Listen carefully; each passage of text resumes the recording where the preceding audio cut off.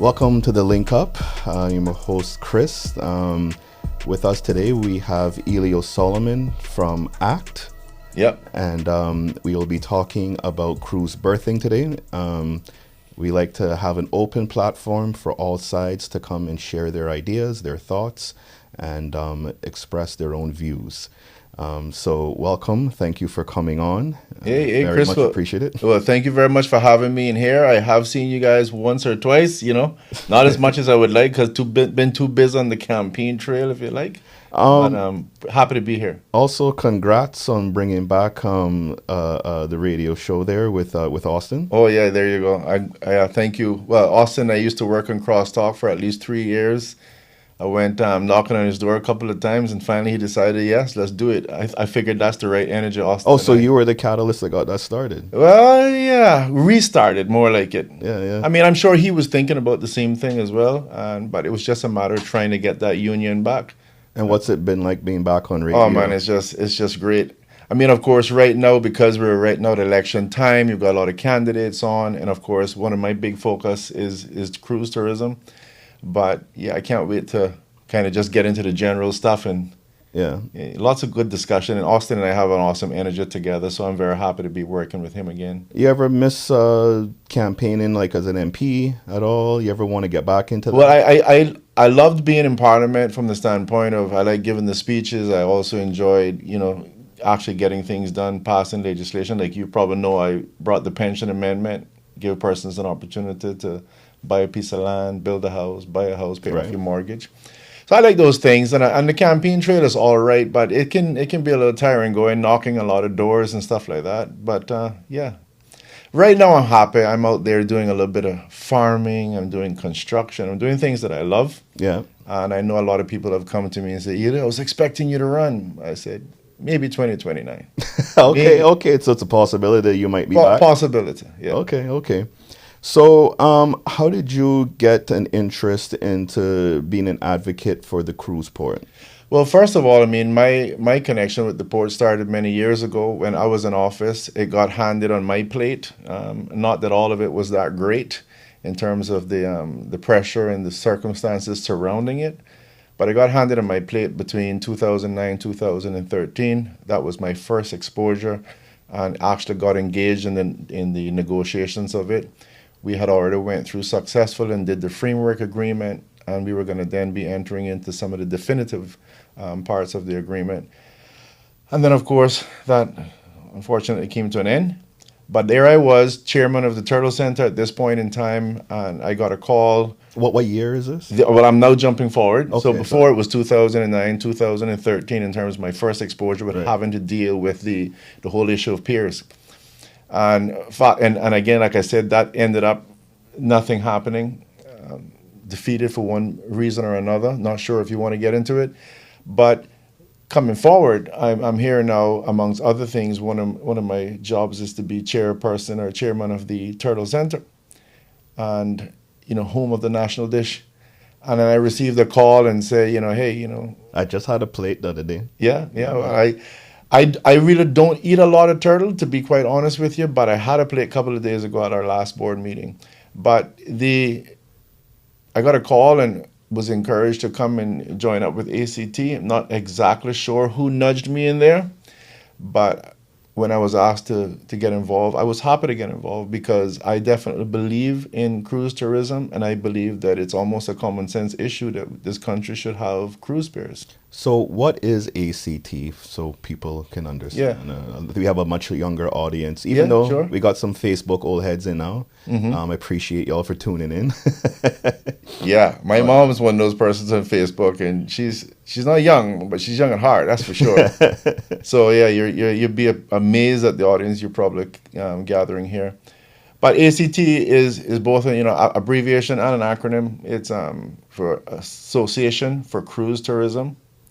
And it had been in operation before, but it has just kind of been rejuvenated, if you like, over the last 6-7 months.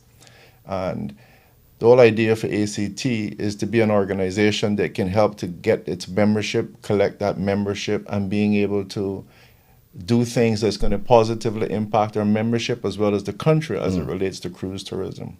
So in the process of that, at this particular point in time, we have found ourselves in a campaign. We weren't necessarily expecting that it would be a referendum, but because it was something that was happening, well, we jumped behind it, and we're trying to see if we can campaign to get that yes vote, because we believe that cruise tourism is something that needs to be existing in the country, and it needs to be done in the right and proper process. So who are the, I guess, the players inside ACT, the founding members maybe?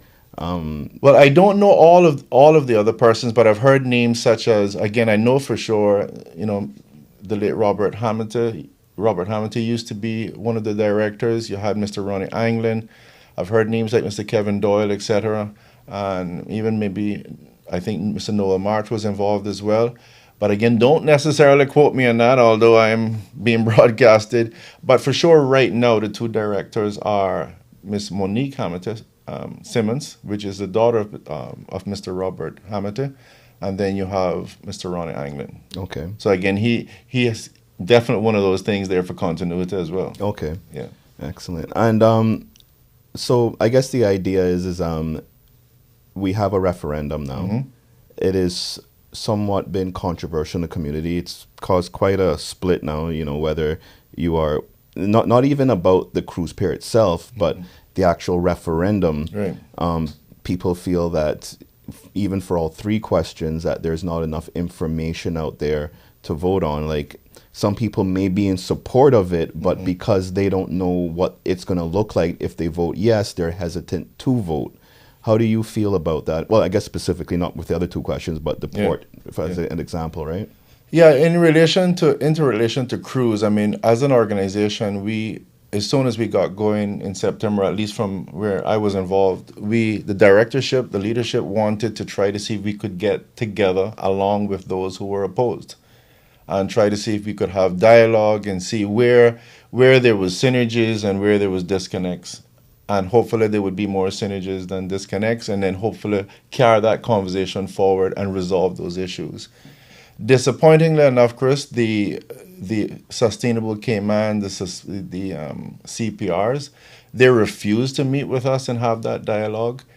Well, initially they had set a date, and then when the date came, we heard nothing, and then we contacted them and we didn't hear anything. And the next thing we knew, they were on Radio Cayman. And that was one of the times only time I actually called in while they were there and said, amongst other things of correcting misinformation that they were given, I also said, hey, don't forget, we're still trying to hope that we can have this dialogue. And I can say that publicly, the opposition has, and I think this is very, very important to highlight, on at least 4 to 5 occasions, they have been invited to sit down and have open discussions, dialogue, public debates, whatever it is. And I think that's important because, as I think you're alluding to, if you look at Chamber of Commerce has had these debates in terms of its candidates. And I think that's the sort of thing that the country needs, where they can have their candidates that for their respective constituencies come in, answer the questions. You get to hear how they answer it, what they said, what they didn't say. And you can go away now and make a very good informed decision. And we were hoping for the same thing in relation to the referendum, specifically on cruise piers. But it has never happened. And so I will state boldly that I think the public should look very seriously at the fact that the CPR, the Sustainable Cayman, the groups opposed to this, has refused to engage in proper dialogue on the issue. Okay. But like in terms of the question about the referendum itself, people saying that the information that they have in terms of what the government will do moving forward, not just the information from, I guess, CPR. From the no's and yes. Okay. Yeah, so like, what does a yes look like, right? And what does a no look like? If I vote no, what does that mean? Okay, I get you. Well, yeah, so moving on to the specifics on the government / proposed projects, etc. I think it's important to understand that if the public votes no, that's the end of it. That means you're basically saying we absolutely don't want any discussion on this issue. And as far as we are concerned, that would mean you would have no construction of piers. And let me just rewind to say this. If you note in this election, you don't really see a lot of candidates talking anything about cruise berthing facilities. And there's a reason for that. Amongst other things, there's probably some who are legitimately concerned, depending on the constituency that they're in, that if they are pro-peer, that maybe they won't have a chance to be elected or re-elected. And there are some who are just respecting the public's wishes to say, let's hear what your decision is, and based on that, we'll move forward. But if you say no, I can assure you that despite the fact that it's not a legally binding decision or a referendum, that it is politically binding. No politician is going to want to go and say, yeah, I know the public's voted in majority and in mass to say we don't want to deal with anything to do with peers, but hey, I'm still going to go forward with it. Chances are that won't happen. And what will happen with that no vote is you'll have no construction of peers. We'll have the cruise business that will continue to evolve in terms of the size of its ships, and Cayman will continue to be bypassed. If you look right now, even at the schedule from July, we have, and I'm sure you've seen this, you must have went out in town before in the past and seen 4, 5, 6 ships. Well, now in the schedules, you'll see 1 week, 1 ship, 1 week, 2 ships. So you're talking about a massive decline. The countries are to face a 45% decline. And what is going to continue to happen is by 2030, we predict by that time that Cayman, in terms of cruise tourism, would be dying, if not have died, a slow and painful death. It's going to collapse. So, in the event that there is a vote yes, right, how do you alleviate people that would be concerned? Like, well, maybe I would be in support of a 2-pair system, right? And then the government proposes a 4-pair. Right. And like, how do you give like, I guess I just feel that because there is no actual plan on the table, people are going to be hesitant to vote yes, because they maybe want, like, yes, I do, let's just say for this, I do want there to be a pair, but I don't know what that pair is going to look like or where it's even going to be. Sure. Right? Because the assumption is it's going to be where, in Hogstye Bay, but there's no guarantee that it would be there. Right. No, well, you're raising a very good point. So on the yes side, just to put things in context, when the government of the day came forward with the plans in 2019, the persons who are now opposing it, who are driving the opposition, had a plan, but they still wanted no peers at all. So there was a plan. At this particular juncture, there is no specific plan. It is a matter of government is saying, there's been so much back and forth on this for the last 2 decades. We want you to give us a general direction. Tell us, do you want to stay in the cruise business? Because we believe in order to stay in the cruise business, we need peers. That's basically the question that's being asked. If the public goes and votes yes, it's important to know you can always put the brakes on. There are mechanisms within our Constitution, such as the People's Initiated Referendum, that the opposition used at one point. You can still use that to bring it to a halt if there's enough persons in the public who agrees.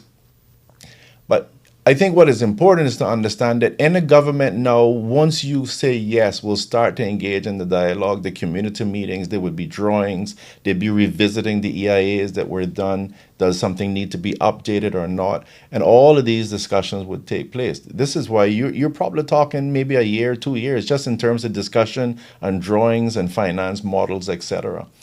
And there will be a tremendous amount of time for the public to be able to give input into the construction of the piers. Would you feel that, I know you brought up the people-initiated referendum, but there was a little bit of issues with that constitutionally because there was a referendum that was triggered and it was slated to go for there to be a vote. I think it was December of 2020? I think, or 2019? I think it was 2020 when it got pulled. And I guess the Constitution isn't exactly clear about the rules around how a people's initiated referendum is handled.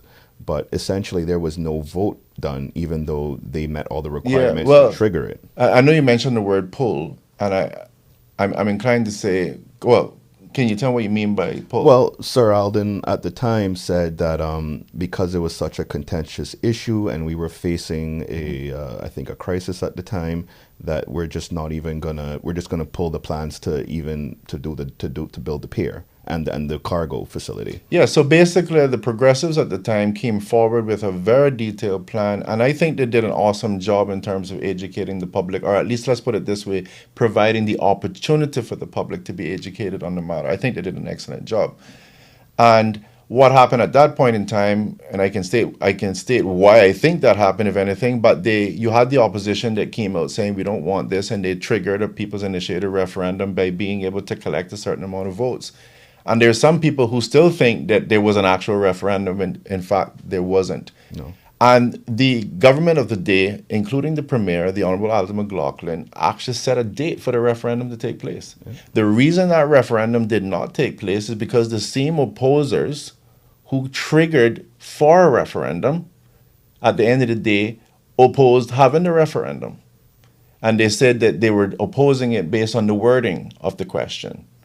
And so the referendum really never took place. Of course, COVID came along, and I think it was the wording that was being challenged. Right. But I think the judge found that the government had the right to word it how they wanted, because I think they didn't like the fact that it was compounded with the cargo facility at the time, because they were just opposed to the port and maybe not the cargo.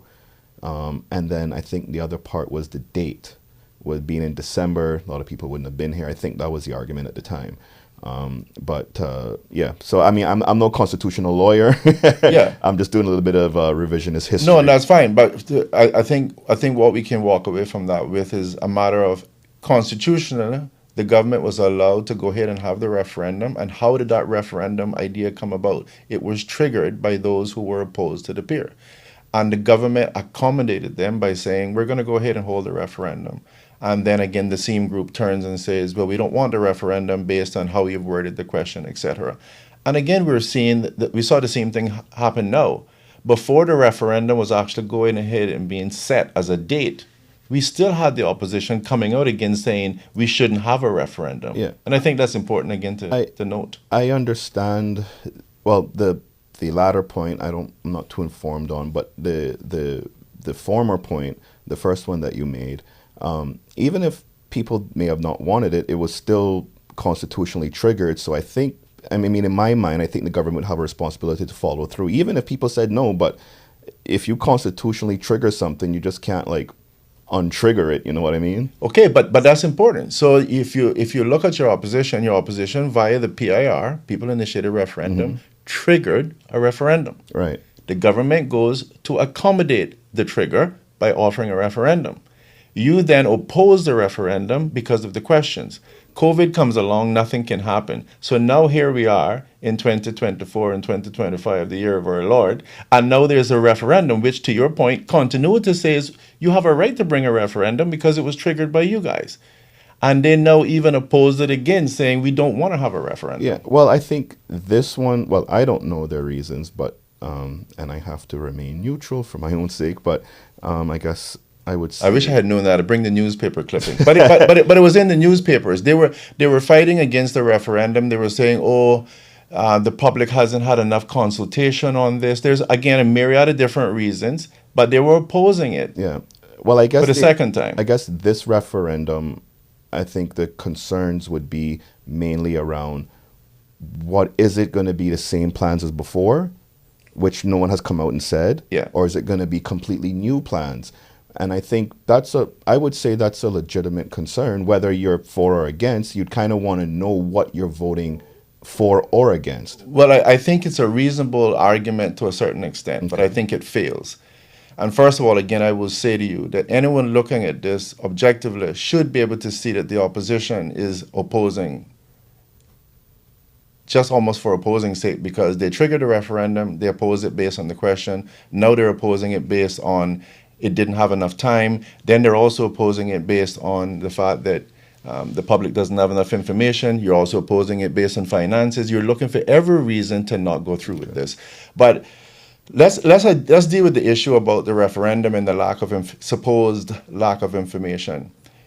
Chris, to me, it is very, very simple. As I've said before, the country has been debating this issue for 20 years. It's only reasonable for you as head of the household to come and say, hold on. Are we going on vacation or we're not? Just think about this. You and your family. Are we going on vacation or not? And what you really want is for someone to say, yes, I want to go on vacation. And if you get a majority, now you can get into the details of where we're going to go, how long we're going to spend there. Am I correct? It just makes sense. So agreements are always done. You start with the framework, and then you start to work on the definitive details. And in this particular case, we're in the framework stage. The government is asking you, do you want to go on vacation? Yeah. Do you want to build a bus? Or do you want to buy a bus? In this particular case, do you support cruise tourism? Do you support the construction of cruise piers? Once that happens, then you get the trigger and you start to get into all the finer details. Okay. So I'd like to ask then, with that, I guess, conversation not settled, but I think we established our position. Not our, but like. But I don't know how much time we have, but I would love to settle it. But yeah, it's fine. No, we have a good amount of time. Don't worry. Okay. We're not like commercial breaks, no hard stops, nothing like that. Right. So we have a good amount of time to have the dialogue, and it's important as well that we have the dialogue, right? Because I do want people to feel that they've heard you express what you want to express. And I really want them to walk away. I mean, I want to chat obviously with the persons who have legitimate concerns. You know, the legitimate undecided, not just persons who are just hell bent and saying no. And this is why I'm saying it. I want to give the analogies and like you to help me to give the analogies to make sure that it's clear that, again, one of the things I use is the pastor in the church. The congregation needs to buy a bus. That's what he believes. And he throws it out to the congregation or the council or whatever it is and says, I think we're at a position of growth of this organization that I think we need to buy a bus. That's the simple question that's being asked. It doesn't mean that once the congregation says, yes, I think we should buy a bus, that he's going to say, I'll just run off and do whatever I want to do. First and foremost, he's not asking what color, how many wheels, how many passengers. He's just simply trying to get a decision made on whether we think we've grown enough to get a bus. And that is really where we're at with this position. I think people need to have a little level of confidence in the government. The same on any government this is, because tomorrow you might be running for office, Chris. Absolutely not. Well, okay. Absolutely not. Well, you know, even though I keep getting asked that question for obvious reasons, but no. I'm too old and wise to say never. I would encourage you to do the same. I enjoy going to the supermarket and getting out in 20 minutes. Okay. That's impossible as an MP. Well, the bottom line of it is that the persons who run for office are no different than you. Okay? I have never met anyone in the parliament that I saw that was hell-bent on trying to destroy the Cayman Islands. Never saw it. Never saw it before I was elected, never saw it while I was elected, and never saw it after. So the nonsensical thing of, you can't trust the government. You can't trust the government in certain issues. You can't trust the government in certain issues. Maybe you can sit and say, well, you know, we have a bunch of slackers up in there that are probably attending funerals when they should have been in a meeting. Those little things, if you want to make an argument, fine. But no one is going to do anything to destroy this country deliberately. When the progressives, for example, posted out their document to the public, one of the things that was clearly stated there, if there's anything at all that was going to negatively impact the environment, specifically the 7 Mile Beach, it would be an immediate stop to the project. It's fundamental. You think anyone here would do something to deliberately damage the environment? Absolutely not. So I think the public just needs to see that all we're at a position right now is let's continue the discussion. The yes vote says, yes, we're willing to entertain this, let's discuss it. And there are a myriad of different mechanisms to bring that to a stop. At any point in time, just using one mechanism, at any point in time that the majority of people in this country say, you know what, I don't like the way this is going, I don't like the sound, then the same opposition groups can trigger another PIR. Just like that, it comes to a stop. So, okay, so let's talk about the pier itself now. Sure. Or the idea of it. Sure. What is the problem that you see that the pier is looking to resolve? Right? Is it in terms of, is it business in Georgetown that is suffering? Is it people that are suffering from not having the pier? Or is it to solve an issue with the numbers of people coming to the island via cruise ships? Well, several different things. I mean, one of the things is that, again, you had the opposition that makes arguments about the environment. But if you actually look at the environment, our environment is being damaged because we don't have piers. The present situation right now is that you have large ships that drop anchors every single day, playing Russian roulette with whatever infrastructure or coral is down there. We saw this, for example, in 2014 when one cruise line alone destroyed over 16,000 square feet with an anchor. In addition to that, there was Rhapsody when I was younger back in the day, 1984, I think it was. But did they drop anchor in a place they weren't supposed to though? Or isn't that what happened? Don't they have No, like don't they have designated areas of where they're allowed they to? do have designated Okay. areas, and I can get to the point that what's really down there is largely a moonscape. But yeah, bottom line is that the coral was damaged. Couldn't have happened if you weren't dropping anchors. Then, in addition to that, they have to use the thrusters to keep the boats stabilized all day. For hours, those boats are constantly running. So, whether people are concerned about smokestacks or whether they're concerned about noise pollution or noxious chemicals being put in the water, that's damaging for the environment. Tenders running back and forth is damaging for the environment. So, first of all, purely from an environmental position, building a pier says it comes to a stop. And boats at the end of the day can come in, the thruster next to the port, and there's no more need for thrusters until you're ready to leave. So, piers are very good for the environment. The other one is just pure good common sense and good customer service. Let me use the example that if you and I even went fishing right now on a little 14-foot aluminum boat and got some fish, I don't think we want to swim in after we've done that. I think what we want to do is dock up next to one of those little docks by CUC, South Sound, wherever it is, and get off. And if we're doing that for going fishing, I don't think it should be anything different for persons who are spending thousands of dollars to come to this country, and we want to give them the best first impression. I used to work on the tenders when I was around 10 and 12. Growing up in humble beginnings, it was one way I earned my money on the summer to get lunch when I went back to school. And I'll never forget that whether it was a premature movement of the captain or whether it was a wave, the line burst between the tender and the cruise ship, and that line came zipping through over everybody's head, hits a 4x4 and almost rips it in half. It's only the grace of God that nobody got injured. But it's not a question of if it's going to happen. It's only a question of when something like that's going to happen. So to provide a good customer service, we don't want people standing in a cattle line for a half an hour to get on the cruise ship. And then now when they're here for that little 3 hours, out of that will also have to be taken another half an hour minimum to get back on the tender and get on the ship. Good customer service says you should have a pier that allows a person to come off easily and get back on. So in terms, let's assume the pier is built in Hogsty Bay. Now, I can't assume that the same plans are going to be used, but let's say similar plans Probably something more similar. are going to be used.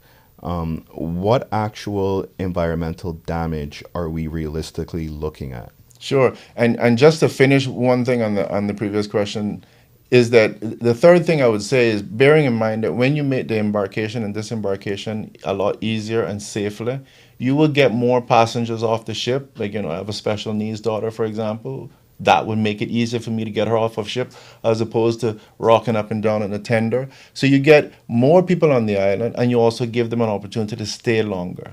And that amounts to one good quantifiable thing is more money. More money for the persons throughout the country. They can go to North Side, East End, as opposed to having to rush like right now today. To your specific question was, what happens if you actually go ahead and construct the piers? There's people who are, and I had one person. Just in terms of what is the realistic environmental damage that is projected? Sure. And so I had one person contact us. I think she's in charge of the Sustainable Cayman, and they were talking about, you'll have to be dredging 20 acres. Well, first of all, that's absolute nonsense. I'm not sure where she got that from. It's important to understand that first of all, we're going to use pylons. All the proposals suggest pylons, which is nothing different than those little piers, again, that you see in the South Sound, where it allows water to flow and sand to flow underneath. So you're going to have these pylons, and they're driven into the ground until they hit that kind of foundational position. And we paid someone, because I can tell you, I'm not a person that's been diving out there, so we paid someone tracking them with the GPS to see exactly where these piers were proposed to be. There's no pristine coral down there. What's down there is a moonscape. And that's not to try to hurt anyone's feeling, but I'm just telling you that that's what's there. the large extent of that water, you're talking about all 75 feet of water, which is perfect for these ships to come in because I think ideally they need around 40 feet of draft. So there's no dredging, and it definitely wouldn't be any dredging of 20 acres. The only thing that's expected is that there'll be a little bit of dredging right where the dock is now, presently, so that hammer ship, for the want of a better word, gets up in there and can start to drive the pylons in the ground going out. What is the projected coral loss or damage from this construction? I don't know of any specific numbers that has been mentioned. Like I said, when we track it in terms of going out there and looking at the specific spots of the piers, what we see is some loose rock, and there's no real pristine coral down there. The pristine coral is all to the south/southwest, Like and to Eden Rock area? Eden Rock, Cheeseburger. Sunset House area, and then over to the right on the northeast side is where you have the other coral. All of that area in between is not. Okay. And bear in mind, I mean, like I'm sure you already know, cruise ships have been dropping anchors there for years, for decades now, and then you got the cargo ships running in. So there's nothing there. Yeah. So I guess back to the other question is, what problem is the cruise ship pier trying to solve for Cayman itself? It is one because ships are transitioning. So the smaller ships in large part are going away. It's just like my grandmother's phone that I used to use was rotary. We don't use it anymore. We use cell phones. And you'd be pretty silly trying to walk around with a rotary phone. Well, in the same way, you've got larger ships. The person's going to sit and say, why am I going to build 3 ships to carry all of my passengers? Each one got X amount of engines. Each one has this and that, when I can just build one ship. Economies of scale. So a myriad of different reasons, the ships are transitioning, and they are saying we're going to larger ships, and the larger ships cannot reel a tender. So they need a proper pier to go ahead and disembark. Again, offering all the benefits that I previously mentioned. So I have, heard stats that the projected amount of large ships, and I don't know if I'm saying this correctly now, so forgive me. That's fine. The projected amount of large ships, I don't know what the actual term for them is, just maybe mega ships or something. Yeah, there are different names. Genesis, Oasis class ships. Yeah. Isn't mega ships. The number of them isn't going to be sufficient enough, or for the detriment of the medium-sized ships. Like the medium-sized ships are still going to be coming to the islands, versus how many large ships would be, I guess, in the next 20 years was the projection or something like that. I think I heard. Don't quote me totally on that, but just repeat it. What I'm saying is at the rate that they're building large ships isn't going to cannibalize the market for the medium ships. Oh, it does, because someone mentioned, for example, there's 65 ships and there's only 14 mega ones. Yeah, but what you're failing to understand, let's look at that from a business perspective. It's like saying I have 65 people who come to my shop. I'm not worried about the 14. They're irrelevant. No, it is relevant, because the 14 customers are spending 50% of your money. So in this particular case, those 14 ships will be carrying 50% of the passengers. So that's pretty important. And if you had to hold on to anything, I would suggest you probably grab the 14.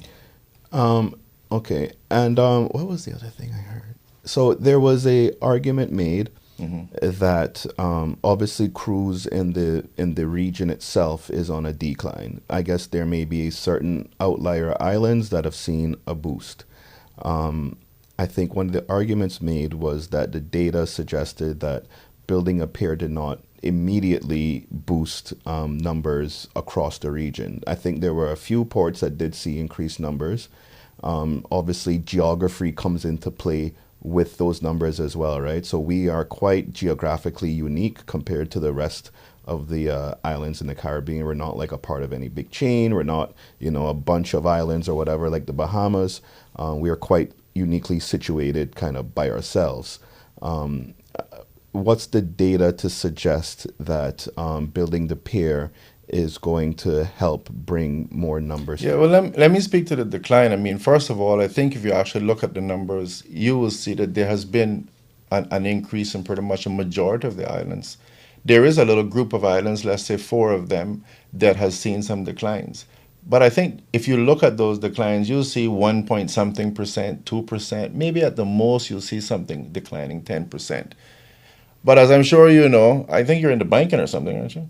Or what do you do? Yes, I am a banker by Right. trade. Yeah. Right. So Well, IT. I work in IT, oh, but IT. yeah. Okay, but either way, you'll definitely understand this concept, right? So if we look at that, we would just using pure comparative figures. You're going to sit and say, okay, one island 1%, 2%, 3%. Oh wow, this one's 7.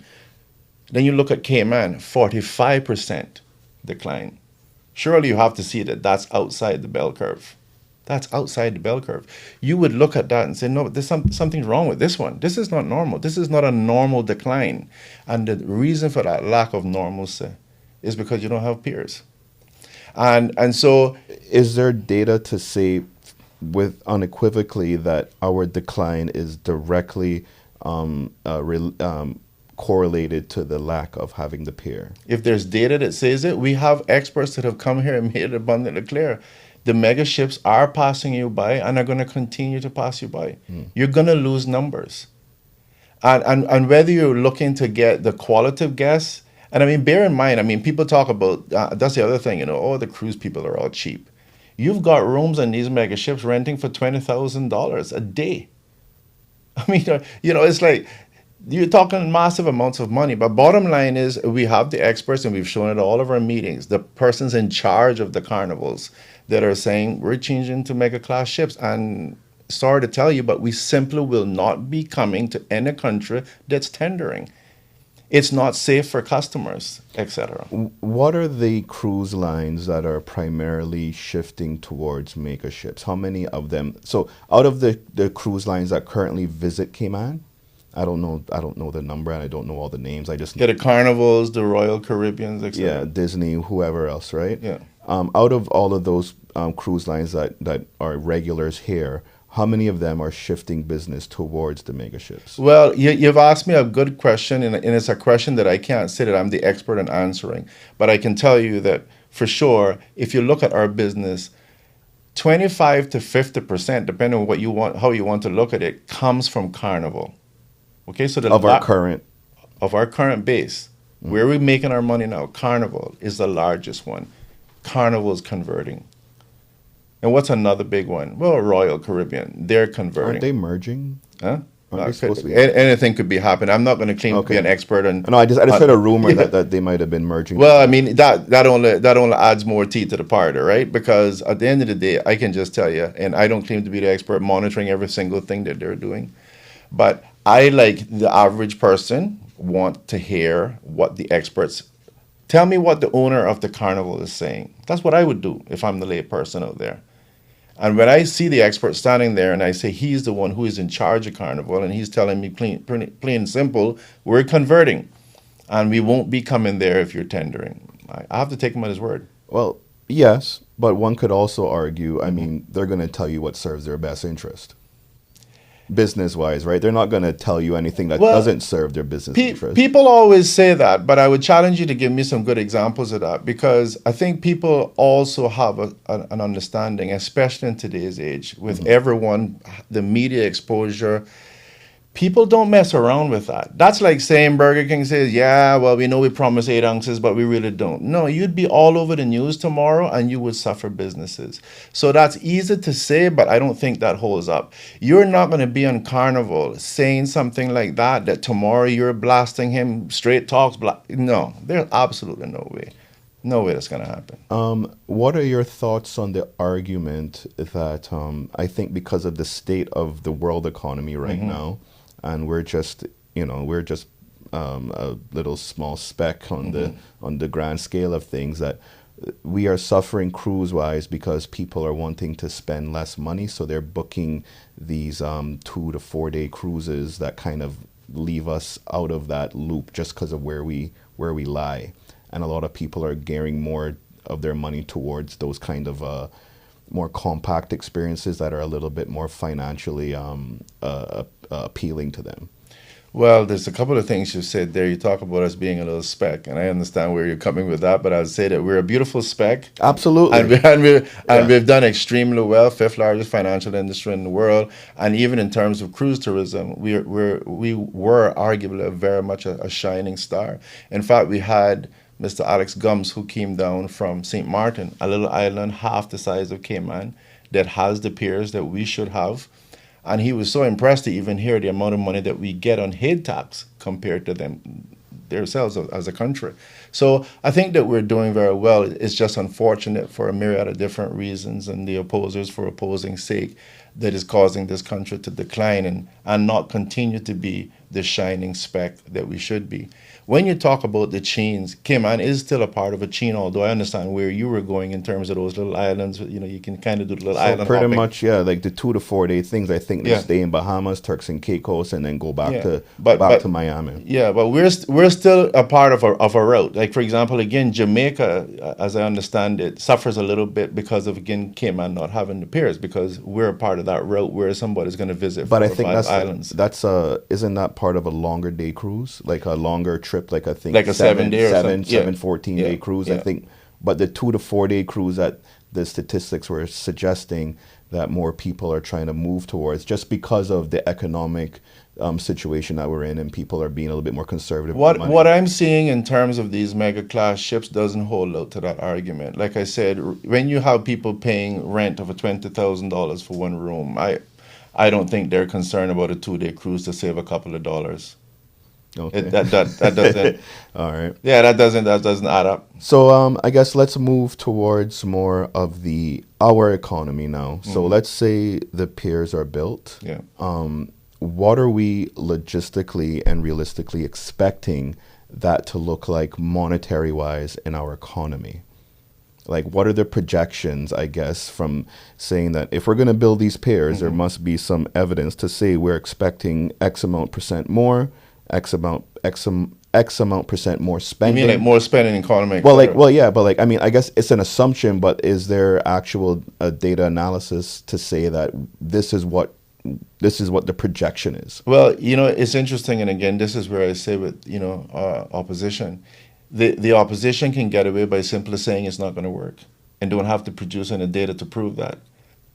But you on the affirmative side, people want data.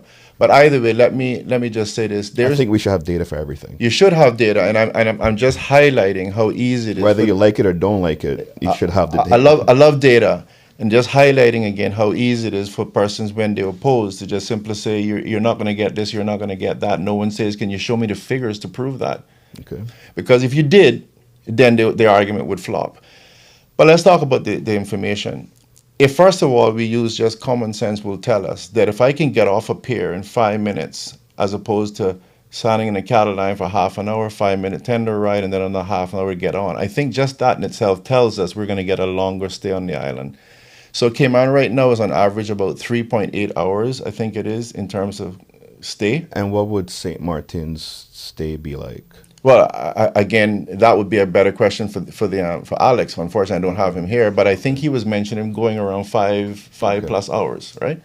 So when you can add that additional hour and a half, that amounts to people being able, first of all, a much better first impression coming to the country and a last impression, but also being able to get out to further attractions, like I said, out in North Side, East End, and they can't go there unless they're spending more money. So one of the things that Alex Gum, for example, talked about is I think he said that their numbers doubled when they got the peers in terms of the per head spend. And so if we're conservative, let's even be more conservative. Cayman numbers won't grow then by 100%, but it's going to 25, Yeah. 50%. Either way, you're going to get a significant larger I spend. understand you're making like a logical Yeah. argument, but I still think there should be some kind of, I guess, data analysis done. I guess hopefully, if if the vote is a yes, I would hope that there is when that all of that planning you said and stuff is done. I would hope there's some data done to say Well, this is what we're I'm expecting. giving you a common sense approach, but as a person who also worked, for example, you're into IT. I worked at KPMG, for example. I did IT and management consulting. And I can give you from a consultant perspective, that's how you're going to do it. You're going to get some benchmarks. Right. You're going to go around and say, okay, how did St. Martin benefit? How did this country benefit? And that's how they're going to make the same financial projections based on those benchmarks. So I'm giving it to you in a very common sensual way, but it's the same benchmark process. And if St. Martin doubled and the other country doubled, I think it's very conservatively correct to say I can expect between 25, 50, 75% increase for Cayman. So, all right, let's fast forward and say the cruise pairs are built. What are you in support of a 2-pair system to hold 4 ships, a 4-pair to hold 8 ships? Like, what are your, I guess, ideas around what should be done there? Well, again, for clarity, ACT is campaigning strictly for us to be able to get a yes vote on the fact of moving forward on a berthing facility. And we want to leave that up to wherever the government comes in to engage in all those community discussions to decide what, as a country, we want. But what I can speak to your question is that in the past, it has been suggested that we would have 2-finger piers, and that those 2-finger piers would collectively be able to accommodate 4 large mega class ships. So these mega ships, we have 4 ships in. Is it not going to be a case? No, I didn't say you would have 4 ships. No, well, I'm just saying it can. Could. Yeah. So let's say we have 4 ships in. Would we not be in a situation where we still have other ships that need to anchor off as well? Again, depending on how the tourism product goes, you could possibly end up that there might be a ship to be tendered. Because we do have a situation now, sometimes there's 7 ships out there. Yeah, well, we haven't seen those for quite a while. But yes, in the past, we used to have a lot of the smaller ships. And let's say again that those ships were carrying 27, let's make it 3,000. If they were carrying 3, you saw 6 ships out there, you had potentially 18,000 people that could come on shore. Not all can come on. Yes. We had like around 80-something% disembarkment rate, something like that. Yeah, something to that effect. I've heard higher numbers, but I like your number better. There's a lot, because there's a lot of people that can't come off, you know. If you have an elderly grandmother that can't go on a tender, well, chances are you're going to stay with her and not leave her locked in the room. So now that one thing has injured at least 2 people, and then you get similar scenarios with special needs, etc. So I like your number better. But if you got 6 ships out there, let's say 3,000 each, you're looking at about 18,000 potential customers that could come on board. Well, in the same way, it's a case of, with your large mega class ships, again, you can see that 3 mega ships will cover that quota. And by the way, the government will be able to set those numbers. It can say, here's a maximum that we want in the country at any particular point in time. That was going to be my next question now is, I guess, what would logically, how would we manage the load of how many people are disembarking onto the island? Because I think the concern was... Or another concern. Another concern was that if we have 30,000 people just dumped on the island, right, what are we going to do with them? And if we have 4,000 people out by Stingray City, is that actually going to be an enjoyable experience for the people that are coming to the island? Yeah. So I guess around those concerns, what are your thoughts and how we address them? And just to show you again, back from a business perspective, because I think you're a businessman. You know the term diminishing returns, and there's no difference if you had this little studio here or you had a store. You know that you can comfortably fit maybe 10, 15, 20 people. And you're a businessman, you're shrewd, you're sharp. You know that if you start getting 40 people, it's counter now. It's too many people in here. People are trying to get out rather than shop. And the same thing has been observed in the Cayman Islands and all of those places, downtown, etc. Too many people, you'll get diminishing returns. And they argue that the numbers that are perfect for Cayman is between 15 and 18. And I think, like I said, this is something that the government of this day, whoever that is, along with the public community discussions, will decide. But I believe that would most likely be the cap that we have found pretty comfortable in Cayman, that you max out at 18. And that sounds like a lot, but those people are going to be given an opportunity to spread out, especially when they have more time to spend on the island. What are the typical numbers we see now when we have 4 or 5 ships in? What are those What are those disembarkment numbers? Is it around between 15, 18 now, or no? I thought you talked about the 80% Well, coming no, off the ship. but Is that yeah, what but you're I mean, saying? in terms of like what do we see like now in terms? Well, not right now, but what have we seen that we could handle before? Is it Yeah, is is it so is it the 18? yeah, so that's what I Okay, said. Between 15 and 18, again, that's what we can currently I'm handle. taking numbers from my colleague Joseph Woods, who used to be port director, Okay, and those were the numbers that was comfortable for Cayman. okay, And again, taking information from persons that was in the industry, like Noel March, who actually owned a business, depending on cruise tourism. He also stated that you can see when it got to a certain point, the diminishing returns. hmm There's too many people and nobody's buying because the place is too crowded. So I say that from whether you look at a business perspective, government, or just community, social things, there's a number that everybody's going to be comfortable with, and that's what we need to sit and decide. But so far, it looks like it's potentially 15 to 18. okay. What did I want to ask you next? I don't know. Let's Oh, just chat. okay, yeah. So, I guess another argument was made. I don't think it's been made by you, but it's been from conversation that I've had with people that the decline of cruise has led to the directly impacted the local businesses in Georgetown, and then some arguments were made that well, a lot of businesses just naturally die because they're not appealing, they don't offer good service, or so not to say that it couldn't have been cruise, but I don't think we have sufficient data to say it is directly or it isn't directly. I mean, one logically could say that if we do have less numbers, that is less opportunities for people to earn revenue.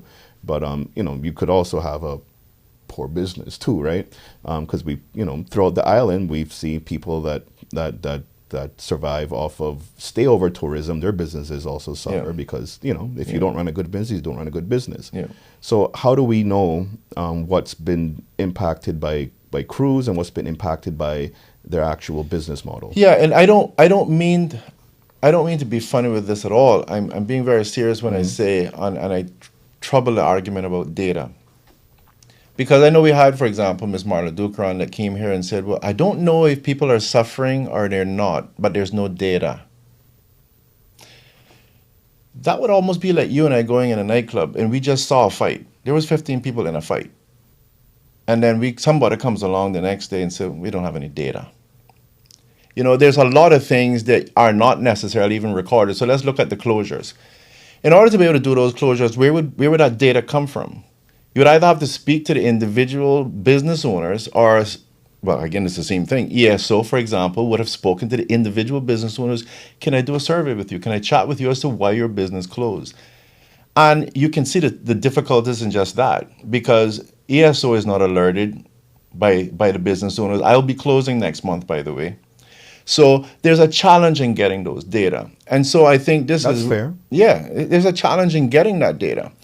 And so for people to just throw that away, where's that data? I think is like you're avoiding all good granted common sense that we have. We have a business there and you sit and you say that business has been there for 5 years. Looks like it's doing pretty good. And then all of a sudden it closes. And then you hear the arguments, well, it closed because of COVID / lack of cruise tourism.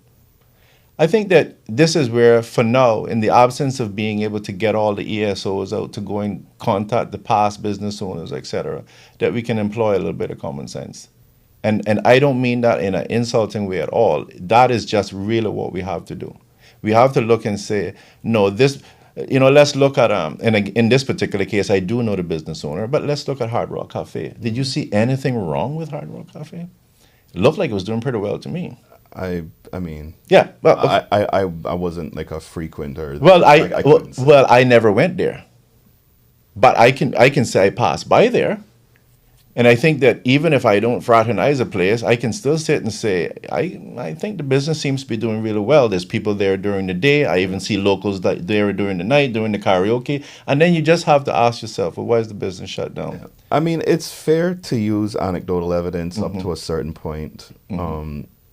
And there obviously has to be some common sense approaches to things. So, finding that balance between what is realistic with data and what is realistic through experience, I guess, is a bit tough. Right. Well, I'm not trying to sit down here and chastise you over because you don't have every single piece of data that that means that you're wrong. I'm just trying to have the dialogue. Well, where the challenge would be is that I can sit here as ACT and tell you that we have membership that I can sit, including Hard Rock Cafe, that can tell me why their business shut down. But you know what your opposition will say to that? That's just ACT throwing out information. Really what you're asking for is independent data, right? Like an ESO. And I have no control over ESO. I don't know why ESO is not reaching out and trying to find the business owners to find out why. But I can tell you from being involved with persons in the industry who own the businesses, who shut it down, that it's lack of cruise tourism.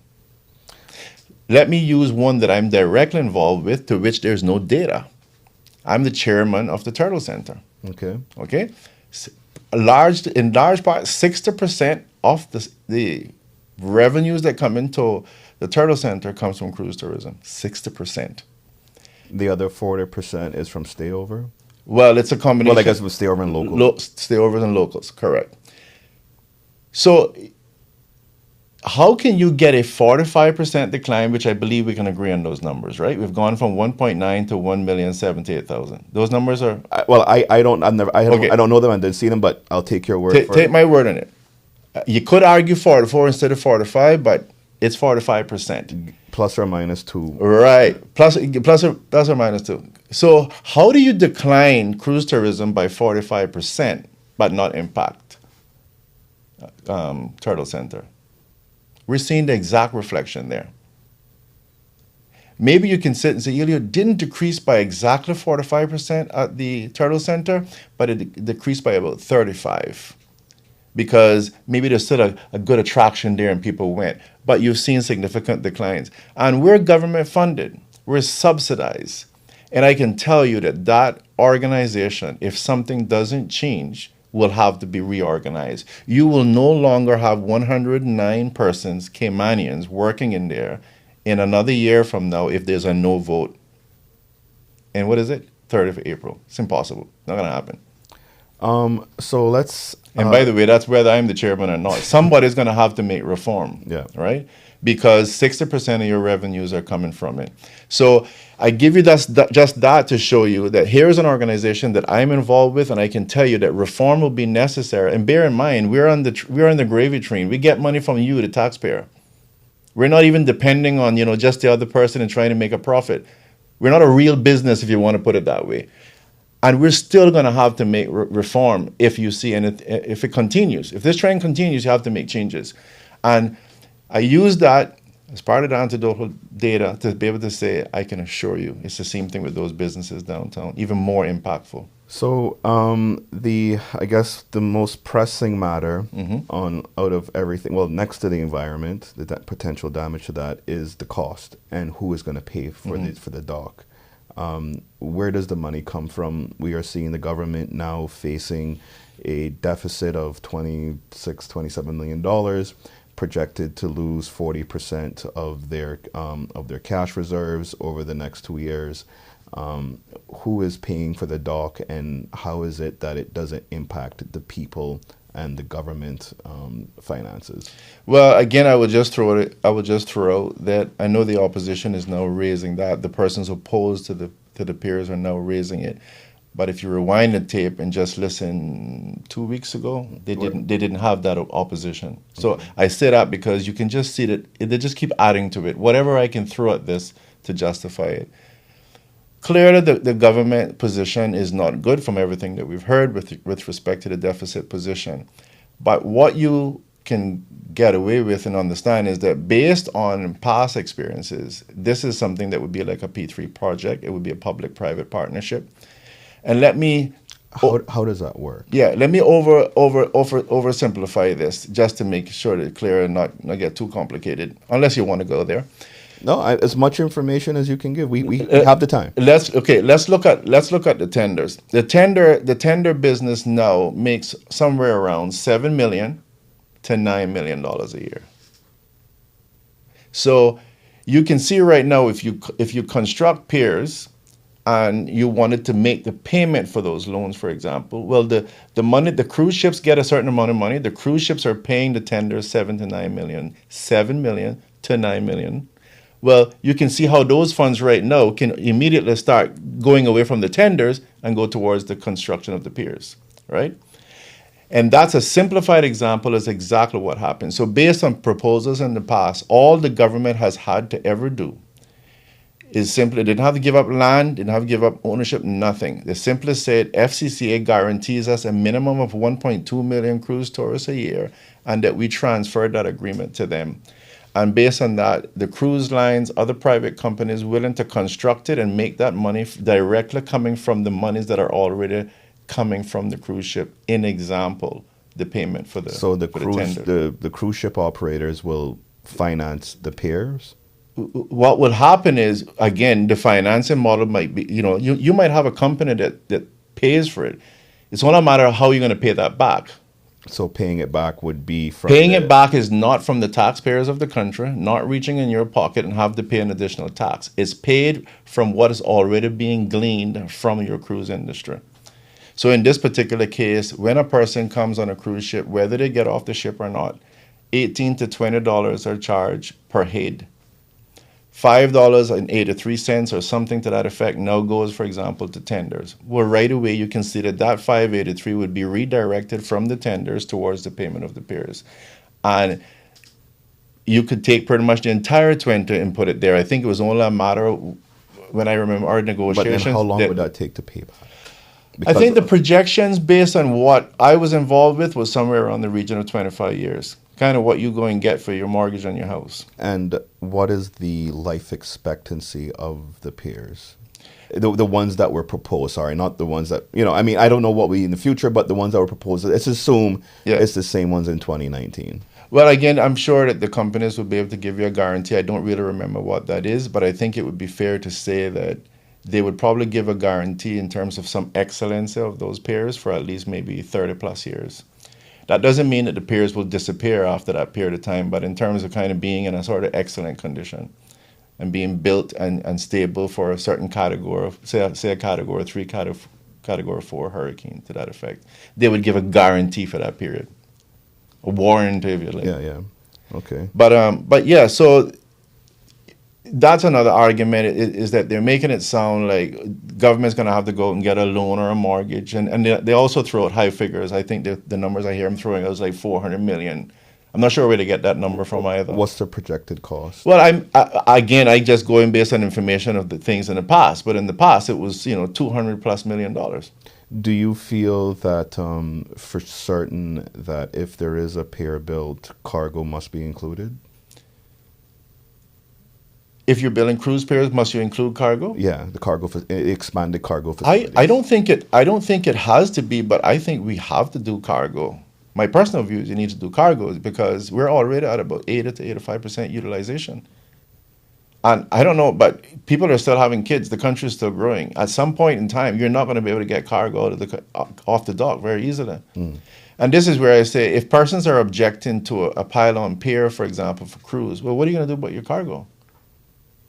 Then that means that you'll object to the extension of a cargo pier as well, and then the country comes to a halt because our shelves in the grocery stores can't be filled on time. I really don't make sense of that. So either way, I definitely think you need to extend the cargo dock because let's look at our cargo position. The area for the draft right now, I think, is about 18 feet. So those ships come in right now, and they're just about a foot off the water. And by the way, for those persons who will say, oh, what about all the silt, etc. Have you seen any silt in downtown Georgetown when the cargo ships are in? You don't see it. It's primarily sandy bottom. But either way, they come in, they just got about a foot from the bottom, and they're almost ready to rake. So we have to use smaller vessels to bring in our cargo, simply because, again, we're a country, just as it was in the 70s with Mr. Berkeley Bush building a cargo pier. We fight and squabble over the most simplistic things. So right now we have to bring in a small ship. And let's say, throw a number out, that ship can bring in, let's say, 50 containers. Well, you've still got the same insurance costs, you've got the staff costs, you've got all those same costs, arguably, that you get for a larger ship, but you're dividing it up by 50. So are we wondering why our food costs more? If I brought in the same cargo, but I was bringing a ship that could bring in 1,000 containers, well, your cost would go down. You don't have a $5,000 per container cost. You've only got maybe $1,000, and we could potentially see some decreases in the cost. But you can see right now that you need to either dredge that area and make it deeper for the cargo ships, or you need to do also an extension of a pier into deeper water so that you can accommodate, even if it's the same vessels, you can accommodate them more safely. But I would hope that we do it so that you could actually accommodate larger ships there as well. Oh, shit, I forgot my next question. Yeah, it's fine. Lined up in my head. So I think that there's tremendous... Oh, sorry, before I forget. Yeah. I couldn't, because a friend of mine made mention of it, and I was like, well, it's a good argument. I don't know if there's information on it. I don't know if there's actually surveys done by the cruise lines to say this, because I would assume it's not the easiest data to gather. Mm-hmm. But do we have data well, let me state what the argument was by my friend. Mm-hmm, sure. And it's a logical one, that people come here Sure. as a trial run. Like cruise lines are kind of like a trial run of the destinations you go to, and some of those people that take the trial runs will be like, oh, let me take an actual vacation there for a longer period, right? So the transition from coming in on cruise to stay over.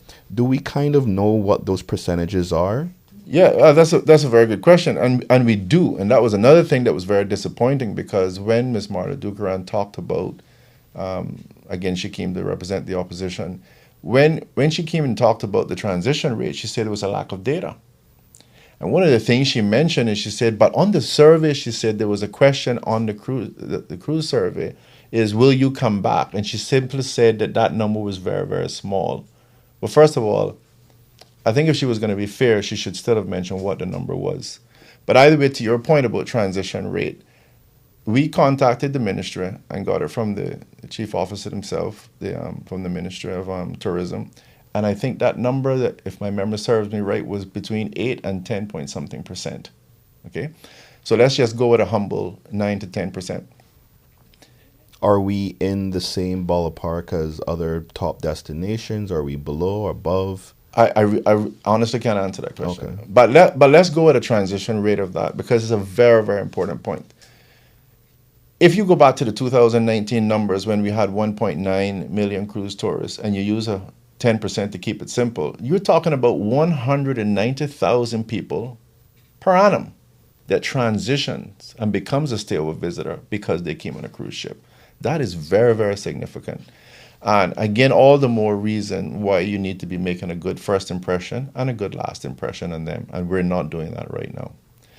But yeah, there is a significant transition rate that is actually working very good for Cayman. What that number is right now, I can't say specifically, other than what the ministry gave me.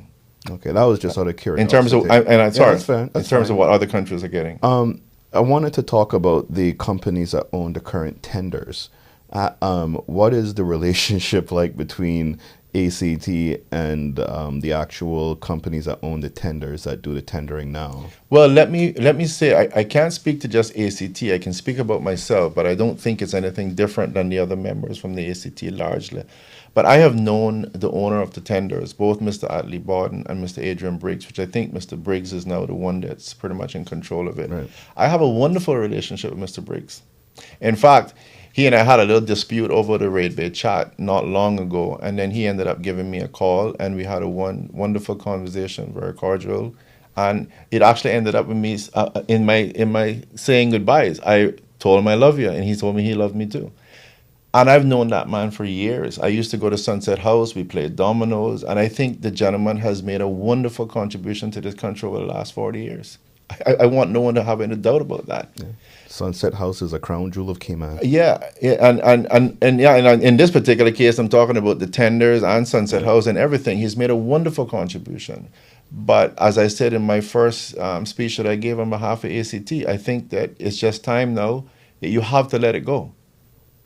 The collar that we put on the dog, you gotta slack it up or take it off, because the same collar that you put to save the dog will take his life. Is he receptive to that? Well, I think that he's definitely not arguing with me about it. I think his statement would be, I think these are almost his exact words. You know, everybody sees things a little different. Some people like red cars, some people like blue cars. But let's understand it from Mr. Briggs' perspective. He's a businessman who wants to give up $7 million to $9 million a year. Does he not want to pass that on to his kids if he can? Of course. But my job is a little bit larger than to think about Mr. Briggs and his business. My business is about looking out for the people of this country. And what you have right now is a scale, if you want to use it. And on one hand, there is one gentleman making $7 million to $9 million, and over here is 3,000 plus families that are suffering. And you have to understand that everything in this country and every person in this country will benefit from cruise tourism. And there's arguably, not even entirely, but there's only one person potentially that loses. That's the tender business. And even if you go based on what Mr. Alex Gum has told us, he mightn't lose either, because in St. Martin, they turned it into water taxes, right? And they were doing other things and making other business.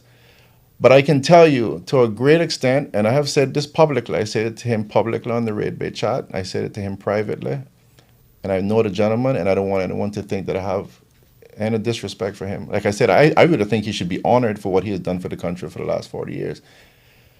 But we cannot hold this country hostage, because my friend, Mr. Briggs, needs to make $9 million a year. And I'm telling you right now that to me is the impetus of where we have got the anti-peer situation in Cayman. And where you might have money that you can spend 200 grand or 400 grand or whatever it takes to get some experts and everybody else to come down here and spew nonsense. The bottom line is that you're killing the country, and you're killing the country for your own personal benefit, your own financial gain. And I stated that clearly on the Red Bay chat, and I'll state that clearly to him, to his face. At some point in time, we have to have a bigger picture and ask ourselves, what's more important? Just my pocket or all those 3,000 plus families over there? But I want you to understand, Mr. Chris, and you go and you think about it, and you're going to come to the same conclusion. Everyone benefits in this country from the piers. The customers coming off the cruise ship will benefit, because you can't possibly tell me that that's how you would want your family to be if you were going on a cruise to Miami. That you have to stand in a cattle line for an hour or half an hour, and the same thing coming back off in a little boat rocking you up and down and wondering how you're going to get your little baby off or your grandmother. You can't possibly tell me that's what you want for your family. No, what you're going to want for your family is a stable ship, come down the stairs and walk on a pier. So whether we're talking about the customer or whether we're talking about the 3,000 people and the families that depend on being able to carry them on buses and on boats, and everyone benefits. And what we have right now is a campaign that has been waged for many years, again in part, from companies like the CMS, who simply say, I need to hold on to what we have. So we have 40 people driving tenders and benefiting from tenders versus 3,000. So I've said it before publicly, and I've said it privately to him in my call, and I'll say it again. I'm just asking him, please let my people go, because people need to eat. Okay, I was going to ask you for closing comments, but you think that's kind of one? Yeah. I think you kind of you did well there. Okay. To wrap up and summarize your opinions. I must have done this before. One or two times, huh? Yeah. All right. Let's get out of here. Huh? All right.